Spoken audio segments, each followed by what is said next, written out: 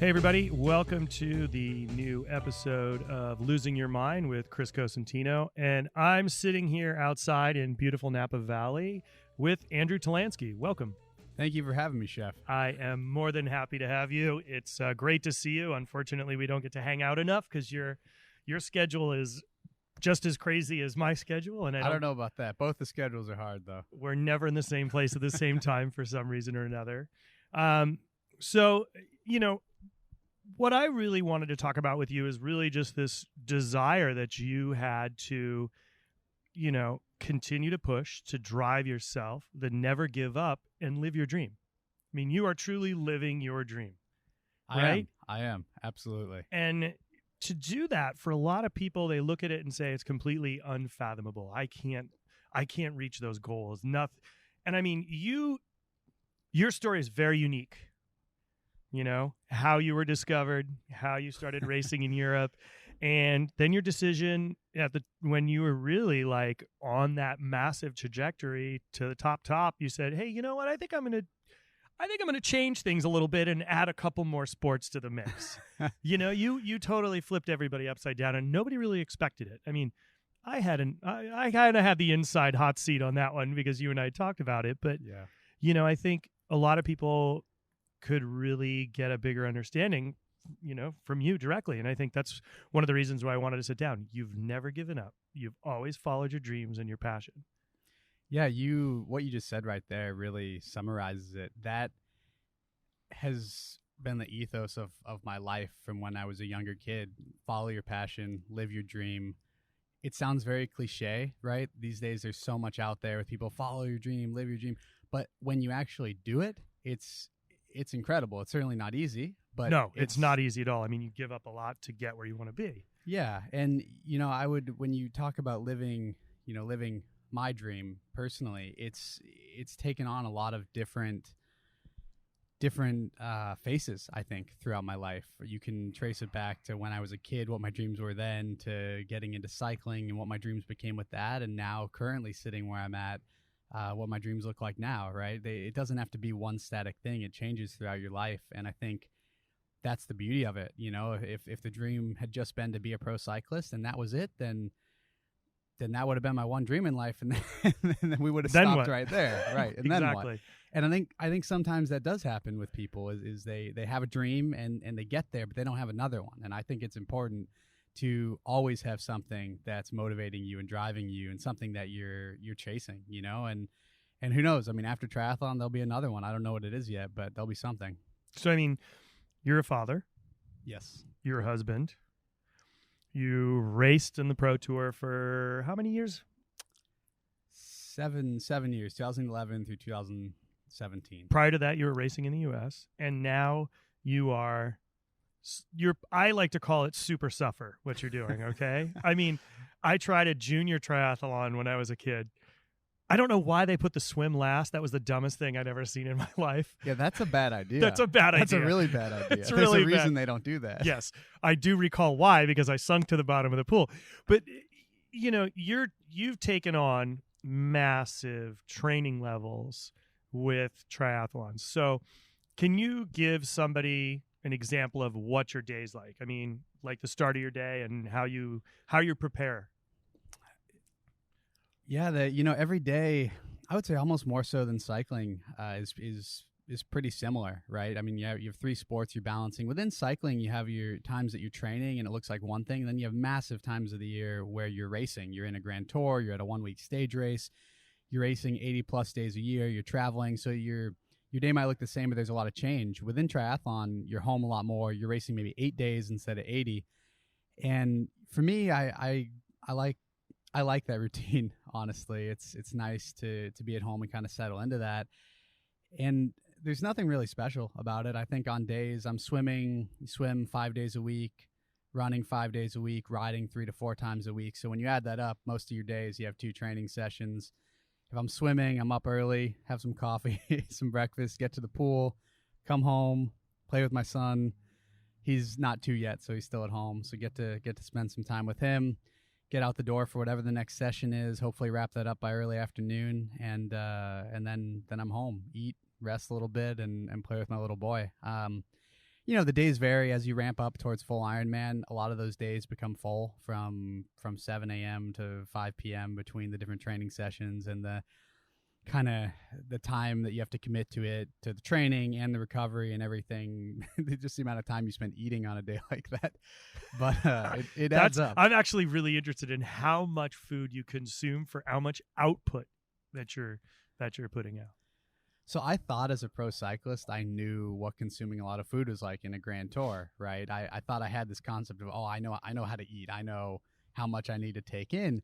And then it was actually one of the biggest challenges for me moving into the sport is I kept ending up undercaloried, not while training. Like I kept withering away. I would be training and just getting like leaner and leaner and thinner. And I'm like, I don't want to get thinner. This isn't cycling. I want to build muscle. I want to maintain, right? I don't need to be a stick figure in my upper body anymore. No, it kept happening last year, and I finally just basically realized I have to eat a lot more than I did before. And I don't know if it's the 3 sports or running, kind of throwing a different thing into it, or you're doing big swim sessions where obviously you're not really consuming anything during. But it sounds funny to people, right? I mean, you're also eating high quality stuff. I'm not eating Twinkies every night to get the calories in.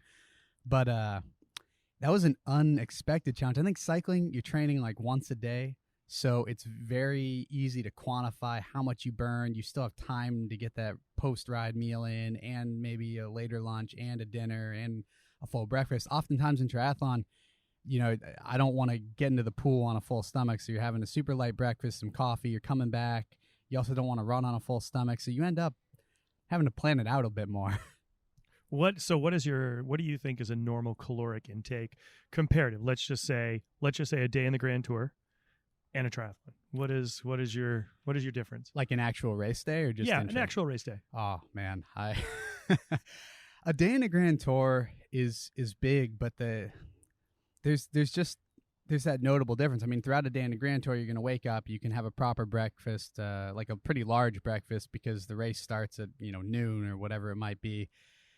You might even have a little snack before the stage, after breakfast, and you're consuming a lot on the bike of solid foods, right? You're putting a lot back in of what you're putting out, swap into gels and stuff later in the day.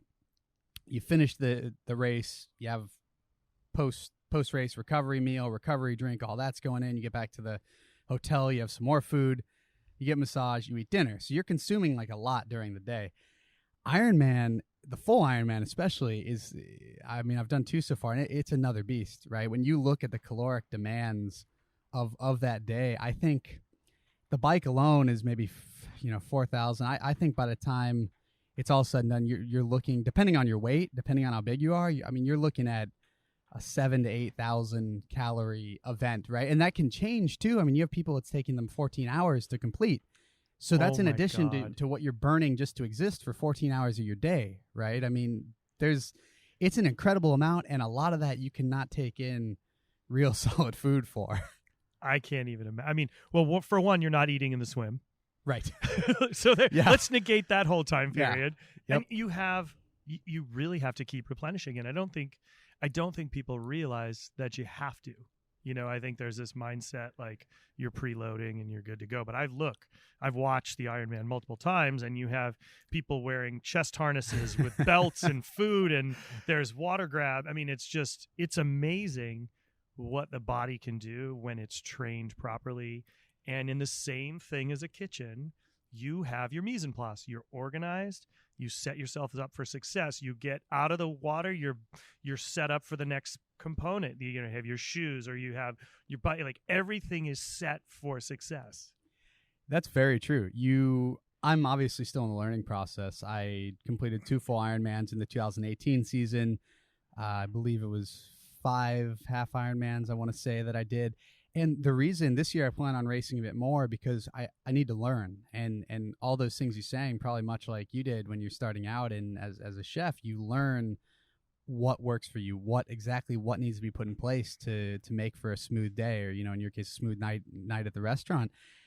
And for me, that's there's this interesting balance that I'm sure you can relate to in Ironman, that you do have your plan, you have everything planned. I'm going to get out of the water, and this is what I'm going to take in on the bike, and this is what I'm going to try to take in on the run. and something will go wrong somewhere along the way. So you always have your plan, but something, it's just, it might not be big. You just hope it's something small nutritionally, but something will go wrong. There's just no situation over a 8-hour time frame where every single gel and water stop is just your stomach alone is going to just feel perfect. So it's having a plan, trying to execute it. If maybe 80% of it goes correctly, then you're going to have a successful day. Well, I mean, it's also, I say this a lot in the restaurant industry, the measure of our success is how we learn to deal with problems. Can you bounce back from something going wrong? And it's not like you've got a support car riding behind you now.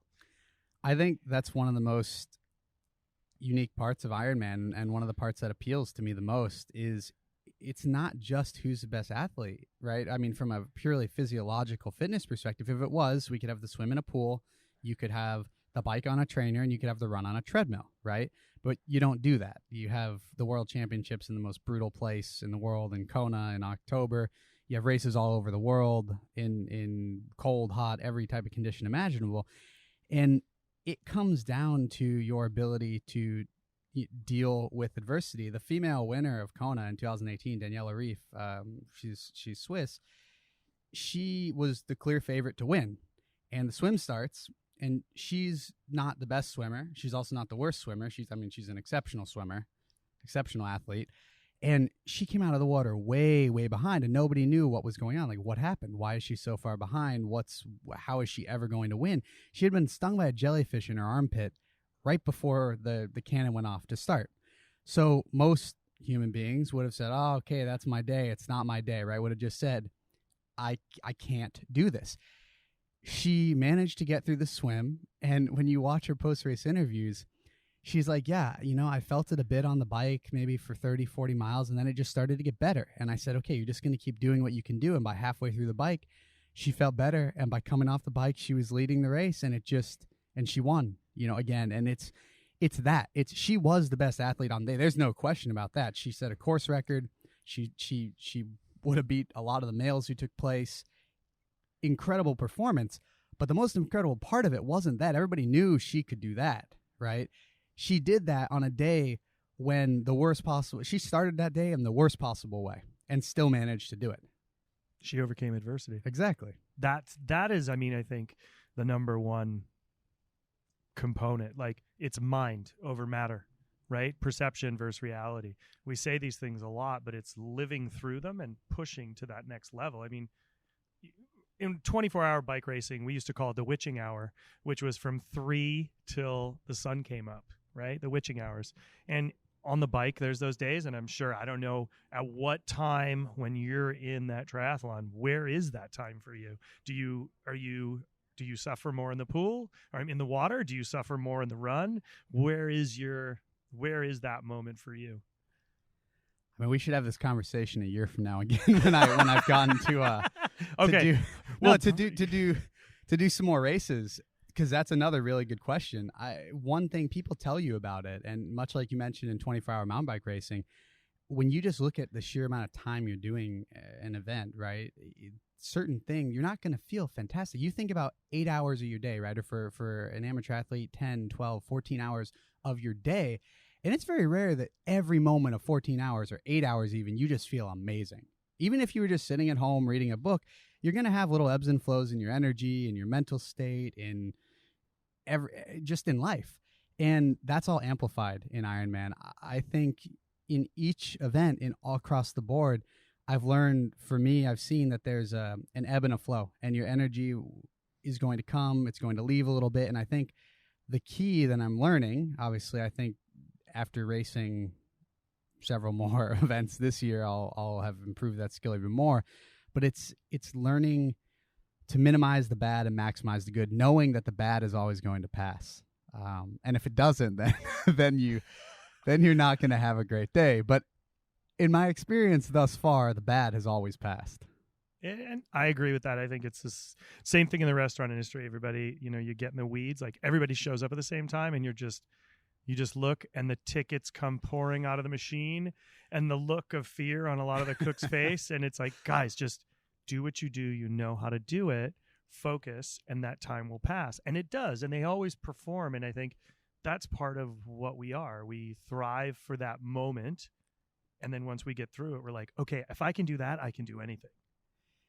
Yeah, what you said there, do what you do. I think that's a very powerful phrase. I think it's something that applies to whether it's in the kitchen, whether it's an elite athlete, whether it's somebody, no matter what their job is or what you're doing in life, do what you do. I think in that vein, that is predicated on doing what you do on a daily basis. I think the ability to overcome that adversity when you're faced with it, whether in an Ironman, whether in the kitchen, is the way you conduct your life on a daily basis, the way you deal with a situation like a traffic jam, the way you deal with something unexpected that doesn't relate to what your job or sport is, the way you train your mind basically to have a positive reaction to adversity rather than to have what is oftentimes the easier, why me, why is this happening, I can't do this. And the moment you go down that path, from personal experience, that's exactly it. You will end up in that situation. You won't be able to do something, and it will kind of overwhelm you. Where conversely, when you have trained yourself to respond in a positive way to a challenge, then you might not be able to conquer it every time, but certainly you're going to be better equipped to. I think that's actually a really, really true, valid point. I mean, for the restaurant business or in life, there's always speed bumps, right? And it's how we deal with them. And I think, I definitely deal with a lot of anxiety, and I deal with stress in very not good ways. And, I have anxiety and depression issues. So when those things flare up, something as simple as a traffic jam could send me down a spiral. So you have to train yourself to get out of the way, right? It's like teaching yourself literally to, okay, I know I'm stuck here. Get out of your own way before you turn it into a bigger problem than it really is. And it's not that easy. Then, like, yeah, I'm saying it like, oh, yeah, this is a great idea. This is easy. I think my wife would hit me over the head right now and say, but you don't do that. Why? And it's not an easy task.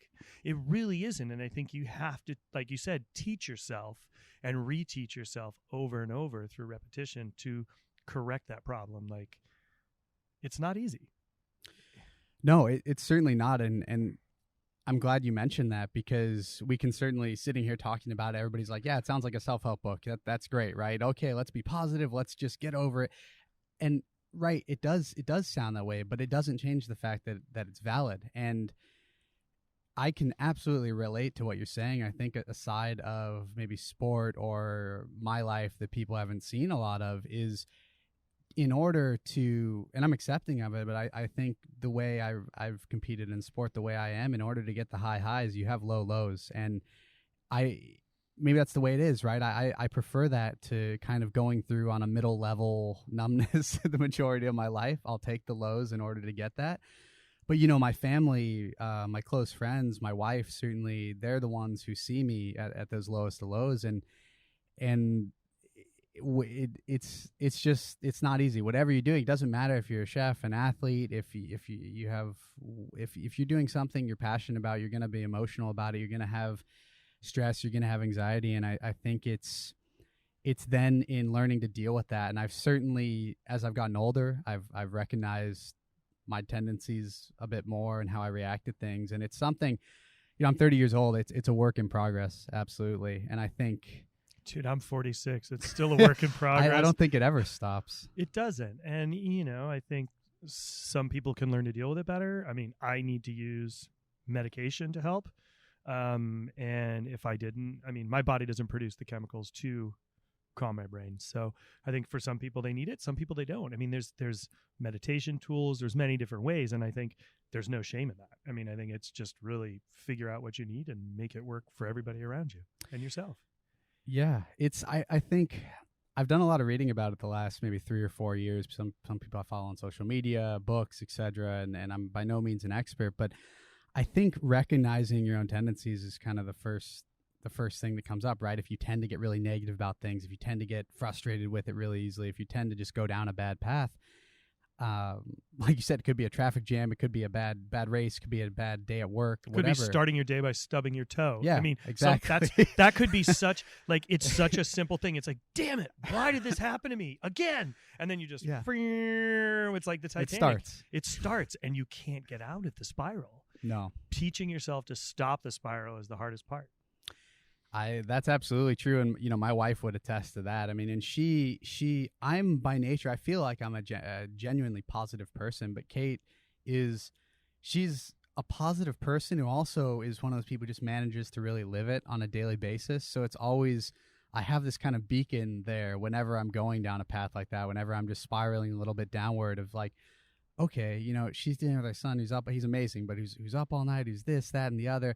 And she's smiling, and she's happy, and it's real. It's not putting on a front. And I'm like, okay, that's what I'm striving for, right? That's what I'm striving to be is not to be rid of any adversity or to have just every day of my life go perfectly to plan and smoothly, but it's to be able to deal with the adversity that comes up, to be able to deal with the down times a little bit better.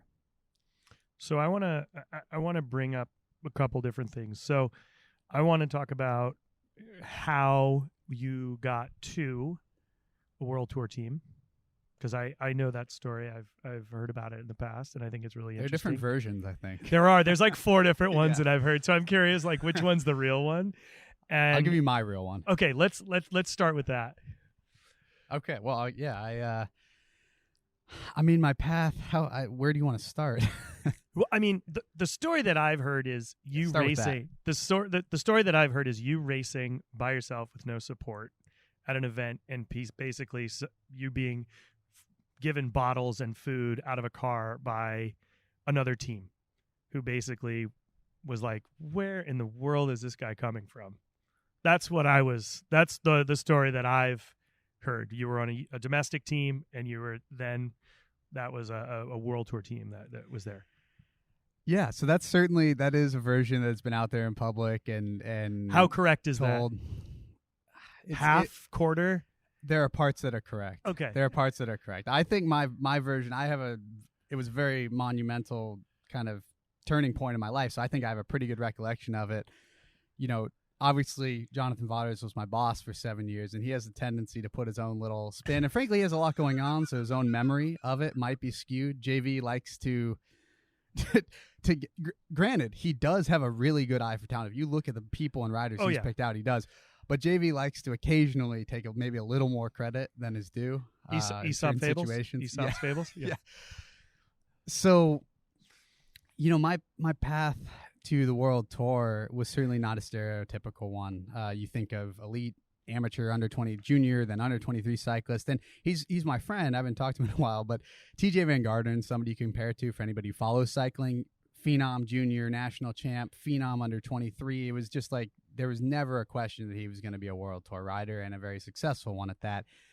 There are several stories like that. On the other side, you had guys like him who then went and gave up the sport completely because it's brutal.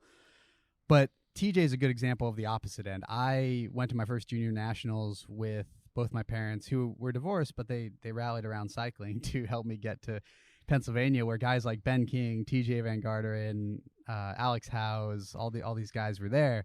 I knew who they were, right? Because they were big deal junior cyclists. They had no idea who I was. I was some 17-year-old kid in a funny-looking, colorful kit from Miami, Florida.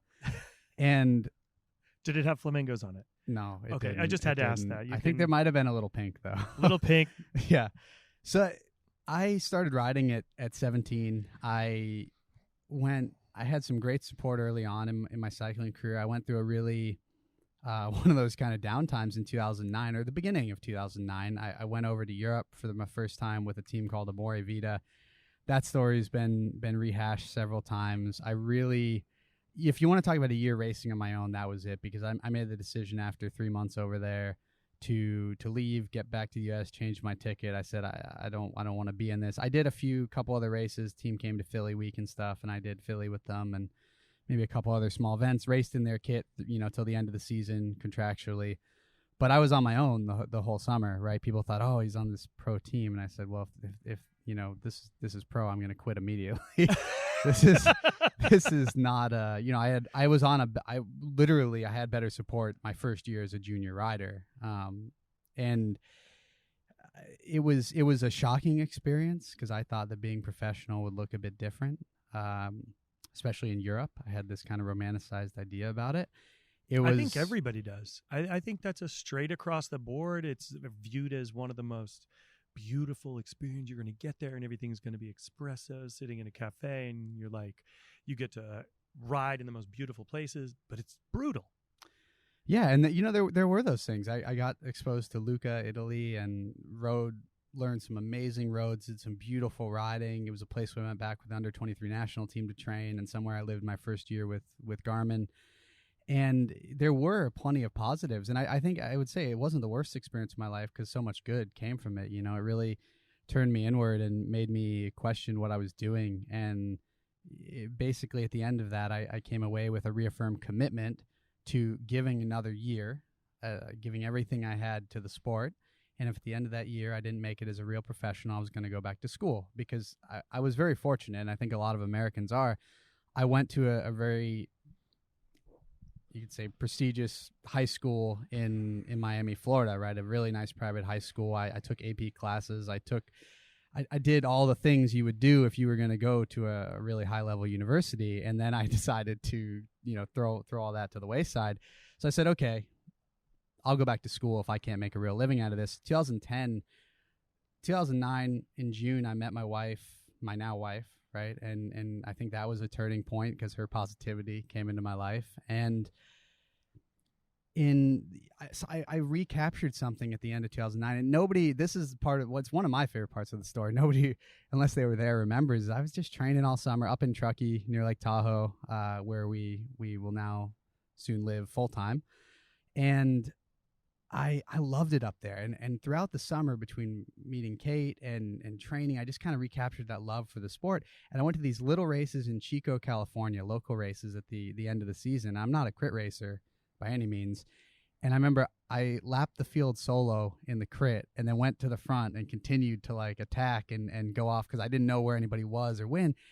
And then I won the road race solo the next day under some I remember it very distinctly. The specifics don't matter, but it just was kind of a circumstance that I didn't see how I was going to win, and then I just found a way. And that was the end of my 2009 season. And I just had found whatever I'd been missing. I found what people said about me when I was a junior rider, like, oh, you can, guys in Miami would tell me, I think you can be pro. I think you can do this. And I was like, yeah, sure I can. And it rekindled that. And then going into 2010, that was the year I couldn't get an email returned, a phone call returned. If somebody did return my email at the end of 2009, so this is a good story about following your dream. Everybody has that, right? I feel like everybody faces this. But I got the emails that I now know were like, they had spots on the team. They just didn't want me to have a spot on their team, whether it was the Rabobank under-23 team, whether it was Trek Livestrong, whatever it was at the time. They had spots. I thought, oh, they're actually full. And then once I moved through cycling, I was like, oh, that's just their way of not just saying no. They just are trying to nicely say no, but it was still a no. And one person, Anthony Galino from Cal Giant Specialized, was the team at the time. It was a mix of under-23 and masters, masters riders. And they were stepping up a little bit that year. And I talked to Anthony, and to this day, he's the only person in the sport of cycling who did every single thing he promised he would do. We spoke with each other on the phone, and I said, there were no salaries, anybody on the team. You got great equipment and a great race program. And I said, Anthony, I want to go to races X, Y, and Z. And he said, Andrew, I will make sure you get to these races, and I will make sure you have what you need to succeed. And he did every single thing he promised, and he's the only person in the sport who ever did that with me. Wow. Yeah, so 2010, I don't actually like the story of people saying I was all alone and this and that and the other, because for Cal Giant to go to Tour the Gila, and those squad of guys, nobody salaried. Jesse Moore, who's a very good rider who coached me for a long period of my cycling and triathlon career, sacrificed his own races for me, or his own chance at the race for me that week. And this is diving deep on it, but basically, I had one of the best experiences of my life on that Cal Giant team, and some of the people I met became lifelong friends, some incredible support at the races. So, yes, I was on an amateur team. I was this kid racing with that year Lance Armstrong and Levi Leipheimer and all that, and that's great. but I had some incredible support to get to that race. I think it gets embellished, and that's great, and that sounds all nice, but I can't credit enough that Cal Giant program that changed my whole life, getting to be a part of it. I'm glad I asked you.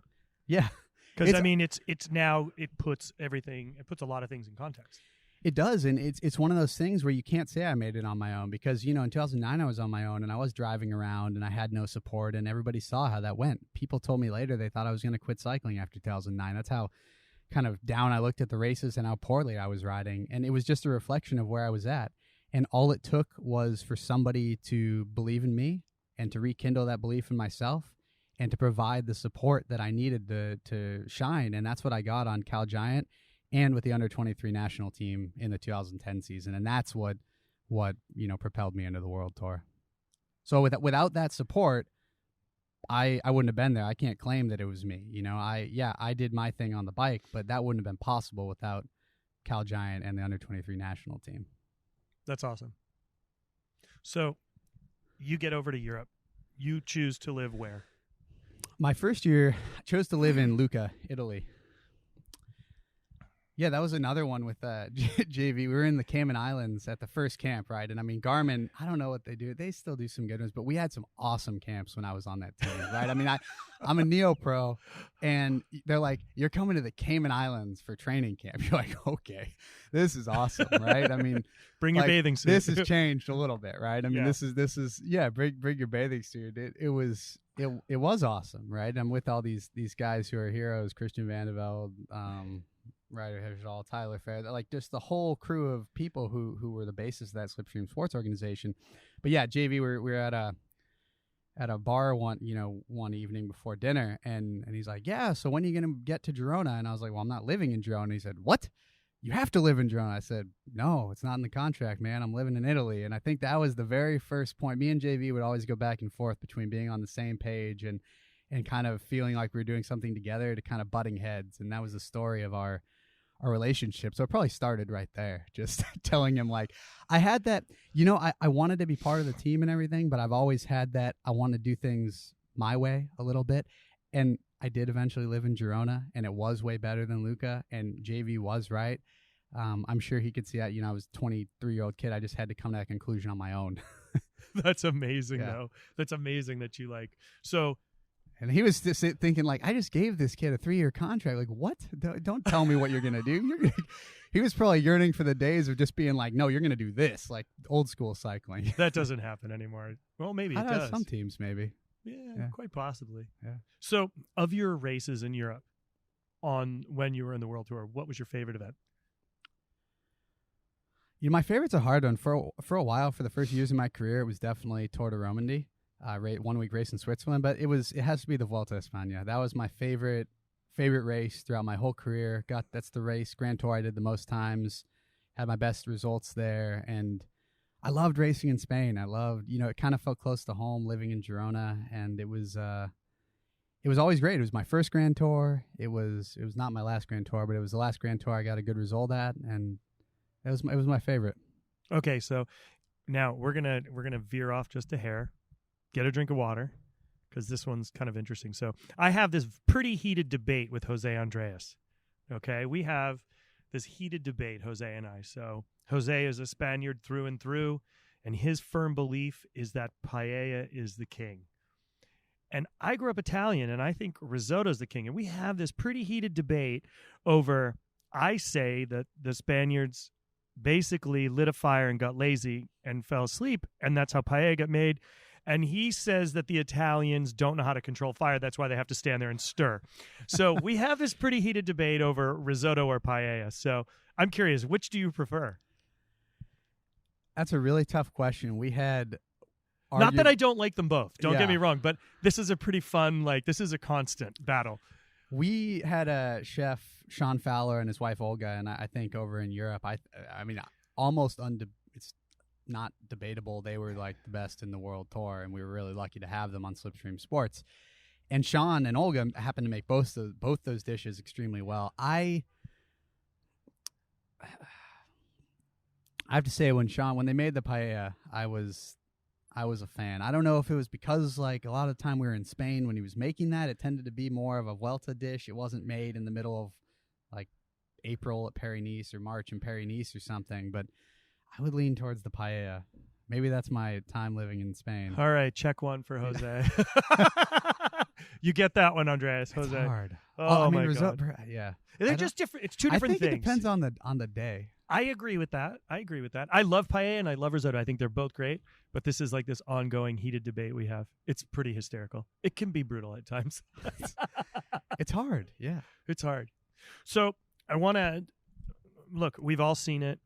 You knew I was going to ask you about this. We talked about it before. I think that day in the Tour of never giving up I personally feel that will go down as a historical day in the Tour de France. It will never be forgotten. My son still talks about it to this day. People talk about it all over. You wouldn't fucking quit. You were battered. You were bloodied. Let's just be honest, you were pretty beat up, right? Yes. But you put wouldn't, it lightly, yes. You wouldn't quit. And there's something to be said for knowing when to stop, but also the tenacity of never giving up, right? Yeah. And those two, whether it's in cycling or anything, is a very difficult thing to make work together, right? And we obviously know which one of those two won in that conversation in your brain, right? But like, what was it that made you push to keep going when you know as well as I do, you probably should have pulled over? Obviously it's a great question, and it's a day that's been talked about, plenty in different respects. I haven't actually told my version of it that many times. People just took it with what they saw and said, of course, we know exactly what happened. And you're like, okay, well, that's fine. And frankly, at the time, I didn't want to spend a whole lot of time rehashing it. What you said about knowing when to stop versus the tenacity to never give up, I think that balance and that those traits, those two things, the balance of those two things are what differentiate people in life. And that's truly my belief, that whether you're an athlete, whether you're a chef, whether you're a successful businessman, whatever you're doing, those are kind of the two warring things. Do you keep going or do you stop, right? And everybody says, oh, we always have to keep going to be successful. Sometimes, right? Sometimes sometimes it's not true. Sometimes it is knowing when to stop. I'll come back to that. On that day, I had, we talked about highs and lows. I had come off the high of winning Dauphiné. One of my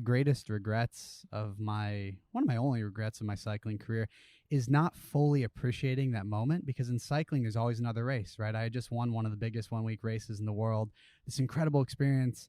And, I always said if I could ever do it again, which I never got to, but if I could ever do it again, and my advice to anybody would be, I would have kept everybody there. I would have paid for it out of my own pocket to keep everybody there, change their flights if the team didn't want to. We would have sat down at a great restaurant, had an incredible meal, shared some great wine, and instead everybody split, right? And that was what we were doing. You had flights to catch, you had a bus leaving. I was going to recon the Tour de France time trial, and I went and stayed at the Campanile, which is not my favorite hotel in France, right? And I was like with one of our soigneurs who's a nice guy, mechanics who's a nice guy, but that was how I celebrated winning the Dauphiné. And in hindsight, I didn't think much of it at the time, because it was like, oh, we're on to the next one. Like, I'm going to go to the Tour de France and I'm going to be racing at the front, and then we can really celebrate, right? And in hindsight, that didn't happen. So I was on this really high of like, I won the Dauphiné, and I had great training into the Tour de France. I had everything set up in Girona. The team was fully supportive. And we went there, and it was one of the few times in the history of Slipstream Sports that we went there with a clear goal, and they were supporting me wholeheartedly. I remember. Yeah. I remember 100%. And I think that thing, what you're saying, is living in the moment. Yeah. And, so that's basically what it came down to that day, was living in the moment. We through some crashes, and I ended up sick because of the crashes, because my body was just bruised and battered, and there was nothing left. And I knew that day when I got dropped the moment the road went uphill. And I was just so angry. I was so angry and so disappointed with myself. Both those things at myself. None of it was directed to anybody external, at the team, at anybody. I wanted to like literally just disappear off the race, off the face of the planet. I didn't know how to cope with what was happening. I couldn't understand how I'd gotten there. I did understand what had happened to get there, but I just couldn't believe it, fully wrap my head around it. And that day, I kept pedaling. I could hardly pedal, and I was in so much pain. And I had some screaming matches with one of the directors. It was not, Robbie Hunter, who ended up behind me. I had a really good relationship with him, but I went, and basically what it came down to, eventually I was riding alone with the car behind me, and all I was actually looking for was a place where I'd get left alone that I could quit the race, like where there were no spectators. I was like, I don't want to deal with this whole, like, I've watched people quit the tour. I've watched it on TV. I've not watched it in person. I watched it on TV, and I'm like, I don't need this whole shindig. Like, I just want to stop, and I need this to end, So I stopped, and I pulled over on the middle of nowhere in France and sat down on a guardrail. And I sat down there, not thinking, okay, I'll get a pep talk. I was like, now my Tour de France is over, and this is how I go home, and I'm gonna go home and figure out how to work this out. And so I sat down there, and the world works in interesting ways. Robbie Hunter was the absolute perfect person to be in that car behind me, along with our doctor and Alex Bagnier, who was a mechanic at the time, who knew me really well from Slipstream Sports. And I sat there, and I don't remember exactly what I thought, except that, okay, the camera's on me, and now I have to do, like, I'm going to get my number ripped off, and I'm ready for this kind of embarrassment to be over. I'm ready for it to be over. And Robbie came, and he said, okay, like,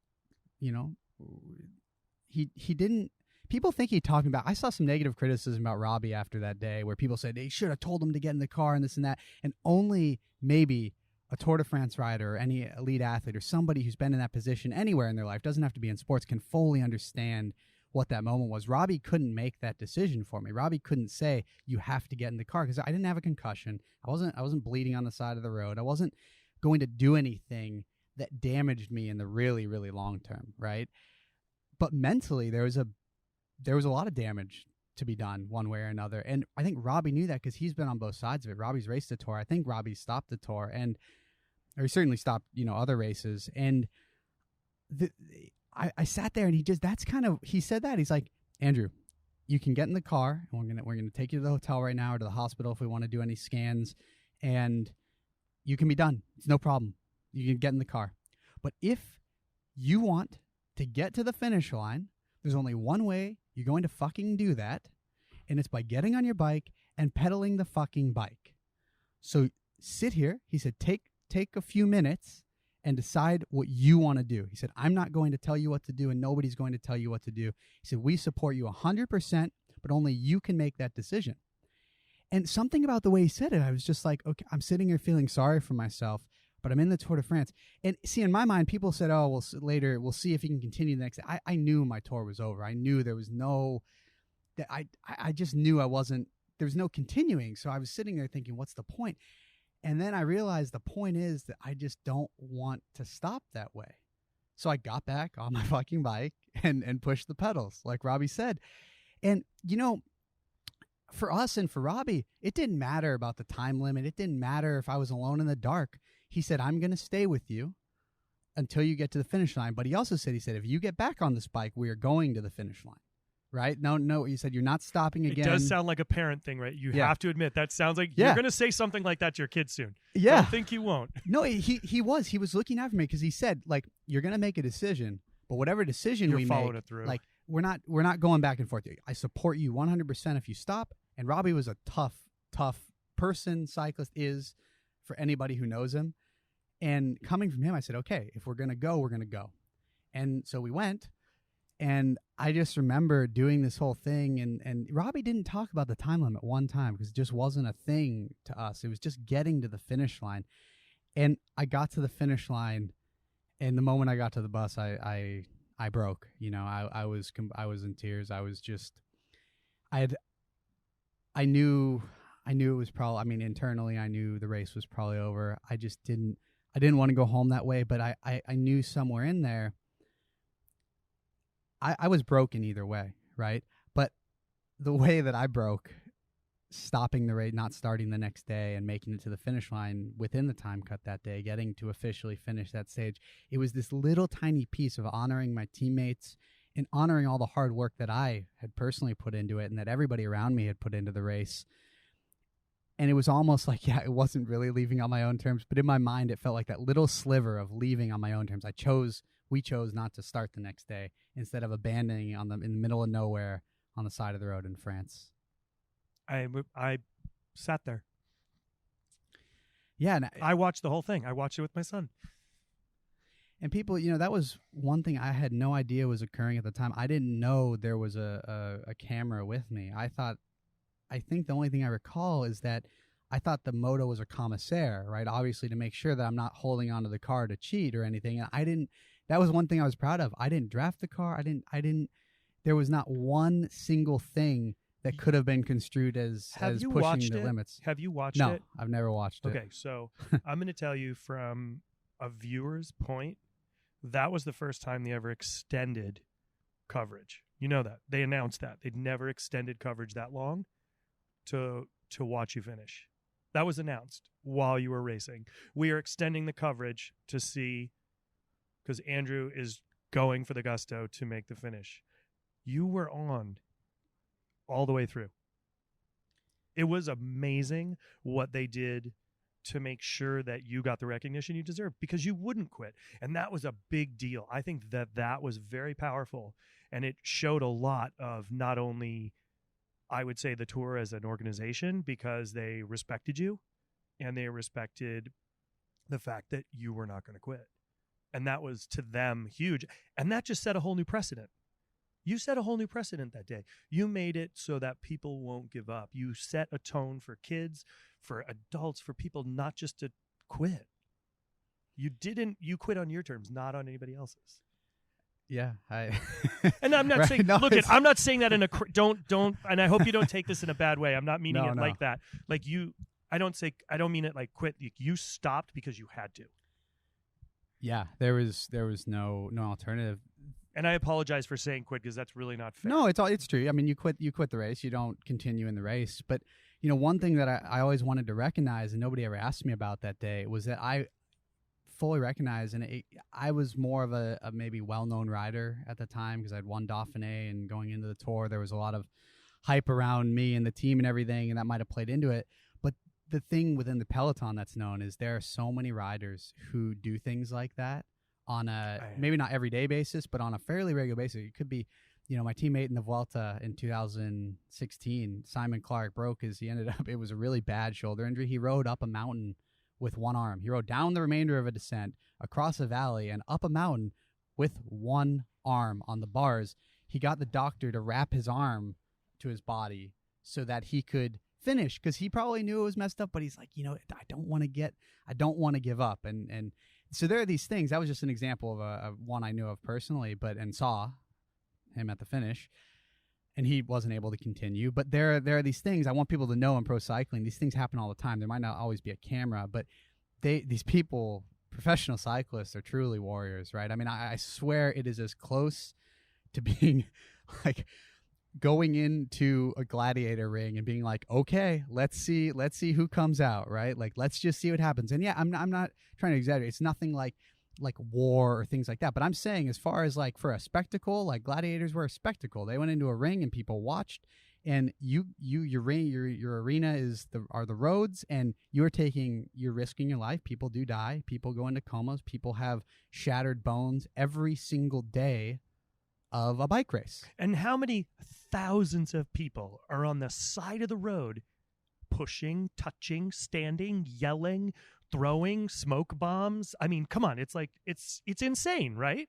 There is no other sport in the world where people have access to the athletes at the highest level like professional cycling. It does not exist. And at points, it's unsafe. Yeah, absolutely. There are points it's unsafe. It's almost just that But there are so many things about professional cycling that are unsafe. It really, I think it ranks pretty low on the grand scheme of on things. the grand scheme of things. Like, it's really just not it's never been my greatest concern. Yeah, it's like, because that, I mean, it's always amazing viewing, right? Being a viewer and watching. And I get up every morning, every day. I watch it all.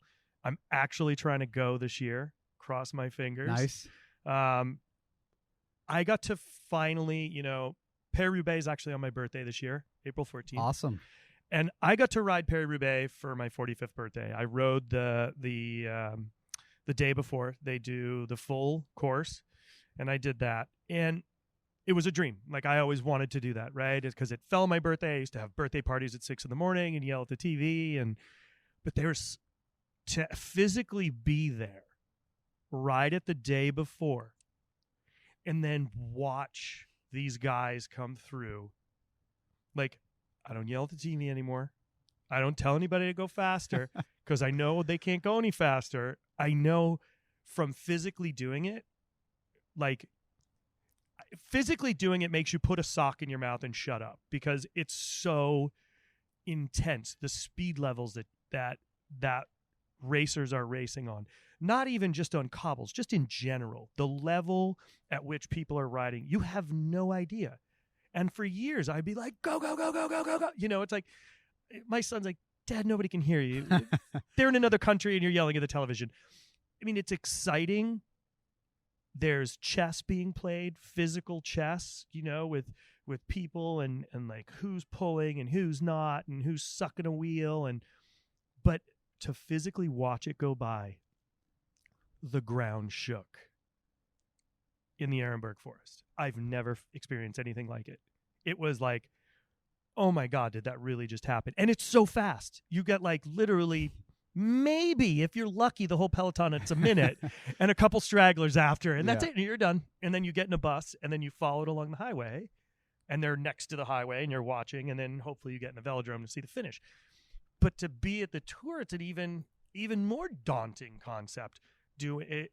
And to throw the Paris-Roubaix into the Tour, it's just adding fuel to the fire. It's like, hey, look, there's a bonfire. Let's throw a couple propane tanks on top, I don't think people really grasp the concept of the bikes and the speed and the training and the energy and the work that everybody puts in. And then it's just go, go, go, go. Sleep, eat, go, go, go, go. But the speed and the way everything's going, I couldn't have ever imagined until I stood there on the side of the road. And like you said, I was standing next to JV in the VIP section at Paris-Roubaix, watching him pull his hair out that year because one of his guys was there in the final three. And I'm standing next to Stuart O'Grady, and I'm looking around. And if I had stuck my arm over the guardrail, I would have changed the course of a race. Yeah. And probably shattered my arm in like 10 pieces. But it was so crazy. That's how close. That's how much access you have. Just like you said, it doesn't exist in any other sport. You can't get close enough to a football field. No. You can sit on the edge of the basketball court and have a 7-foot-tall giant land on you, but they're not going to hang out and talk to you. Right. Right? Like, you can go to the team bus. You can hang out. You can have a conversation. You guys talk to kids. I mean, that's... Yeah. You guys want to see the next generation out there. It is when you compare it to modern professional sports, there's an unprecedented level of access that continues to exist in pro cycling. I think a huge part of that is what gives it its character. I think we depend a lot.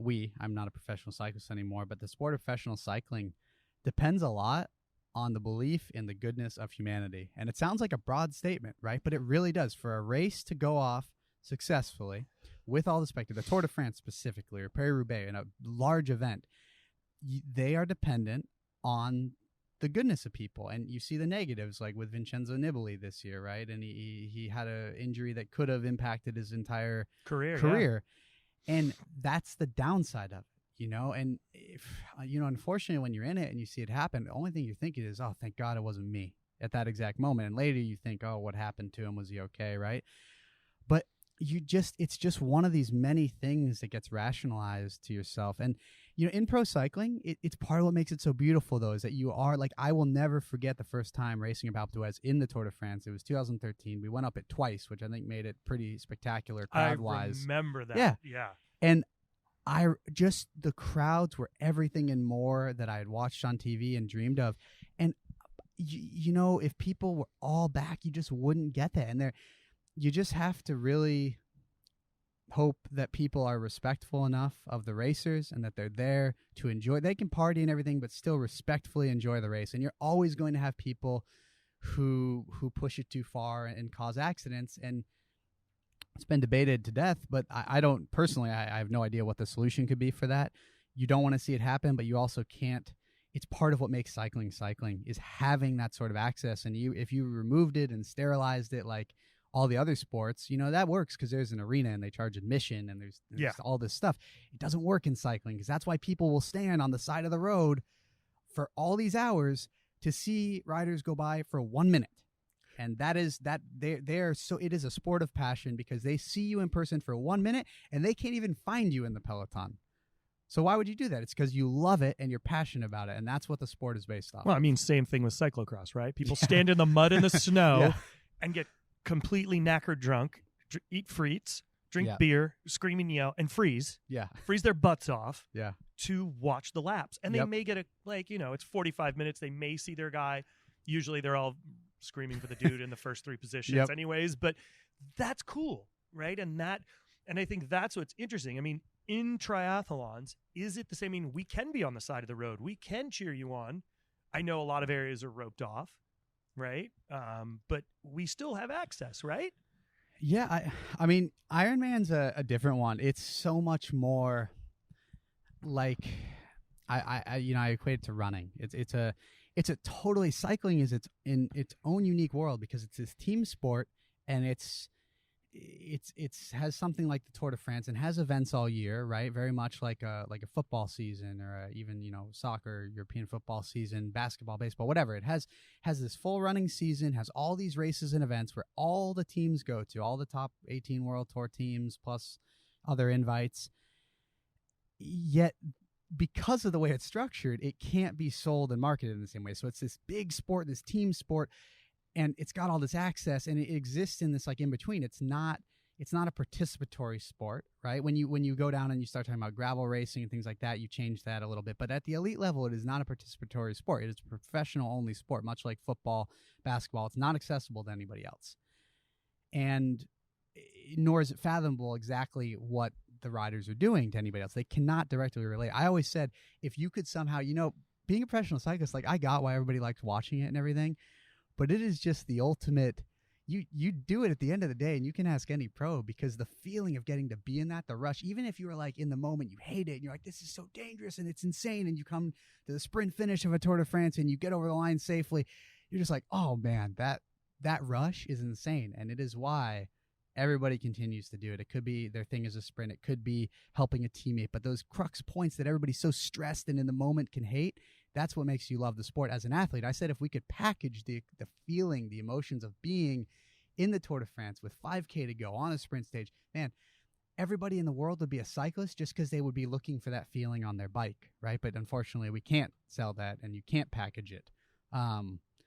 Which makes that's your new dream. There's your new dream right there. Yeah, well, I don't know how you're going to do that. Because we can't. At the same time, never do I want to drop any normal human being into the middle of a Tour de France peloton, because they wouldn't have a rush at all. They'd have a rush to the hospital. Oh my God, I can't imagine. We go into. But no, Ironman's different. It's a very participatory sport, and I think that's part of what attracted me so much to it. Is you have the elite level at most races. There's an elite calendar. There's not a pro field at every race, but you have the men's and the women's events, and you have, say Kona, you have 50 men and 50 women, whatever exactly it shakes out to be. And then you have 2,300 athletes participating. It's much more on a smaller scale because there's not as much space as a marathon.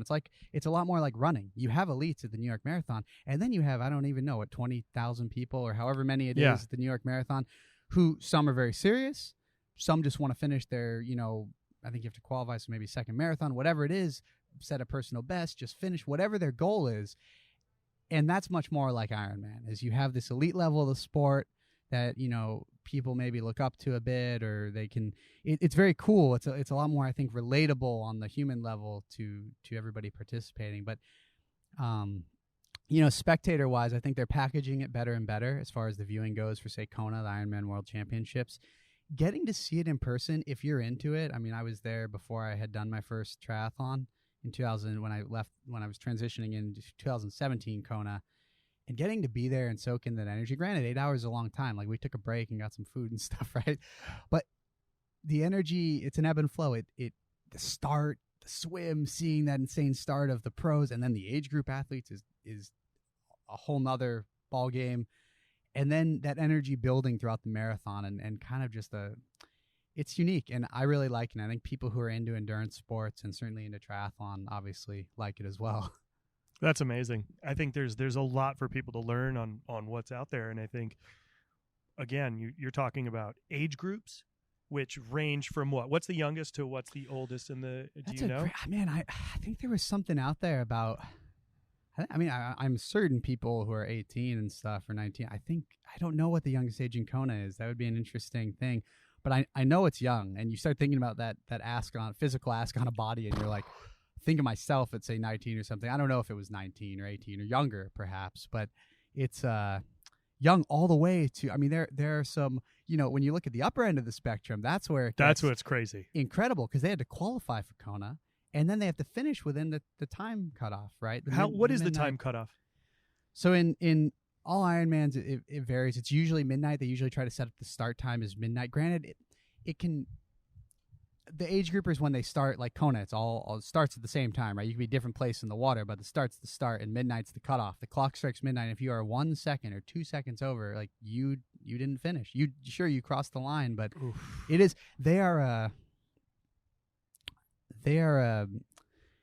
It can be brutal in that way, but it's part of what keeps people coming back, Yeah, midnight time cutoff is there for most races. I don't know how many hours. So it starts, I think it's 7 a.m., so 15 hours.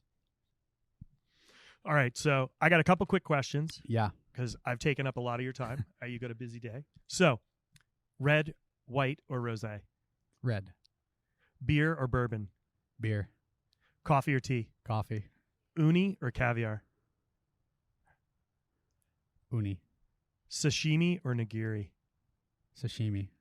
Pork or beef? It's a tie. Oh, comedy or action? Comedy. Star Wars or Star Trek? I don't like either. Oh! I don't like awesome. either one. No, I think that's why I ask, man. They're always everybody's always got a different one. Yeah, I was never into a lot of the sci-fi. That's stuff. awesome. Awesome. Yeah. Well, Andrew, thank you for taking so much time. I'm really looking forward to seeing what you're doing in 2019. And I'm hoping that we can actually cross paths, ride bikes, and share a meal soon. That sounds good. Thank you for having me, Chris. Thank you. Cheers. All right.